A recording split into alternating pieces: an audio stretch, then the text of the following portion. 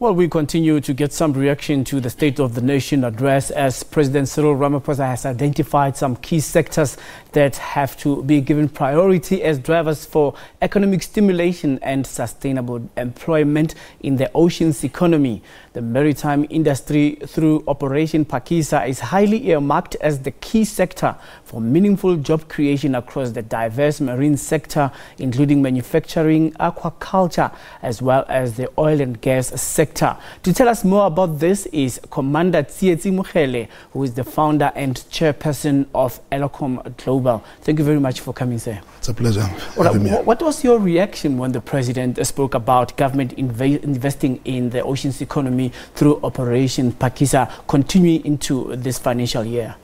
In fact, we did expect some positive message to come through the State of the Nation address, but what the president put forward exceeded our expectations, because when we started the program around 2014, the Operation Phakisa, it was still numbers on the board. Whether they would be realized in practice, it was an open question to all of us. Now, when he mentioned that the 30 billion rands had already been invested in less than 5 years, and we're looking at the next 68 billion rands being invested over the next 5 years, with the 65 coming from private sector and 3 billion from government, that has given a lot of impetus to our industry. How capacitated is this industry? Because for some, it's still very new when we're talking about acceleration of skills and development and creating jobs in this sector. Do we even really have people who are interested in the maritime industry? In fact, when you look at the transformation of our economy, the oceans economy is a relatively new economy worldwide.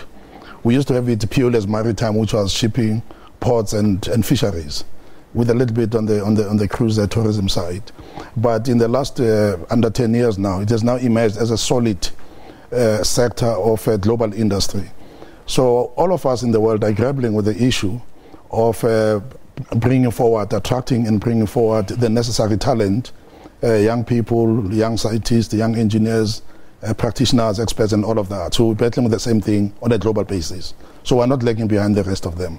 So as a country, in the message yesterday from the SONA, what was quite heartening was it addressed even the issues of starting at basic education, because basic education department has just approved a new curriculum statement on marine biology or marine science.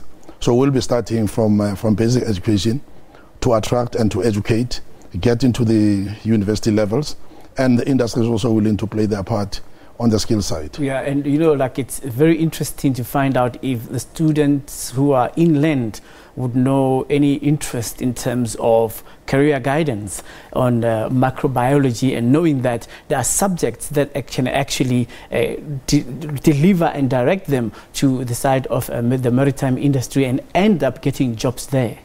Yeah, that's why when we look at the supply of talent, I can give an example. If you go to Simonstown, for an example, and look at the mix of people who are there in the Navy, I'm talking about the SA Navy, traditional maritime sector on the defense side, there's a lot of people from Limpopo.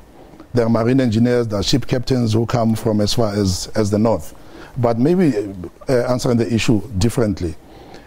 Last week, I was at a school that is soon to offer marine science inland in the Vaal. And I'm aware that the Gauteng Department of Education has committed to the initial 3 schools offering marine education. What we've done is we've included the ocean side with the inland waterways. Take the Vaal Dam, take the HTBS, take the many dams that we have in the country. They hold a lot of potential for industrialization and economic development. Right. Now, this sector is plagued by transnational organized crime, and you know, it's a threat to sea and coastal areas. For example, in the news, we usually see the theft of buried lemoon. So then how much of a threat is this, and how can government address this problem? Because it looks like this illegal transportation of goods through the logistics industry is a problem for South Africa. Yeah, it will happen in every sector. If people are oblivious to something of value in the economy, it's left to others to pillage. If you look at what we did under Phakisa in 2014, one of the 4 pillars of Phakisa was to strengthen governance, strengthen security. So as we do the economic development on the one side, is the issue of the strengthening our naval capability.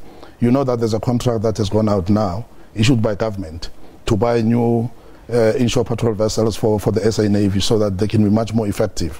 And there are radars, there are monitoring technologies out there. So part of the development is a combination of secure the environment, but at the same time pursue economic benefits in the interest of the country. Yeah, you will remember that a Chinese vessel was also on the South African coast doing illegal fishing. So then how safe are the South African seashores in as far as that industry is concerned? Yeah, remember, we arrested them. We caught 10 of them. And we're using the vessels from the Department of Fisheries and Forestry. That capability that we have as a country that has to be increased over a period of time will mean that as we expand into this onto the deeper ocean, we need to enhance the capability of our security. Just on a parting shot, out of 30 billion rand, 100,000 direct jobs will be created. Is that achievable? In fact, the president is saying we're looking at 68 billion to come. 30 billion is what already has gone into the economy. So that 100,000, it's a non-starter, because the numbers are much higher than that we can draw in. If you take tourism for an example, marine tourism has the capacity to bring in hundreds of thousands of jobs into the economy. So the numbers are very conservative, but we're hoping that over the next 5 years we'll be hard at work to make sure that we increase what the economy is able to supply on the job site. Sounds interesting. Thank you very much for your time. It's a pleasure. All right. Commander Tsietsi Mokhele is founder and chairperson of Elekhom Global. Let's take a break. When we come back, the headlines with Peter and Palisa.